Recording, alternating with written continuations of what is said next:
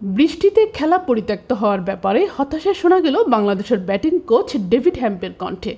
Match পরিত্যক্ত হওয়ার পর ডালাস থেকে ঢাকা পোস্টকে দলের ব্যাটিং কোচ বলেন, যুক্তরাষ্ট্রের বিপক্ষে খেলতে না পেরে হতাশ, কিন্তু আমরা আবহাওয়াকে নিয়ন্ত্রণ করতে পারি না। তবে ম্যাচ না খেলার আক্ষেপ থেকেই যায়। বিশেষ করে টপ অর্ডার নিয়ে বাংলাদেশের দুশ্চিন্তা চলেছে অনেকটা দিন ধরে। সদ্য সমাপ্ত যুক্তরাষ্ট্র ও জিম্বাবুয়ের সিরিজে শান্ত লিটনদের ব্যাটিং ছিল রীতিমতো দৃষ্টিকটু।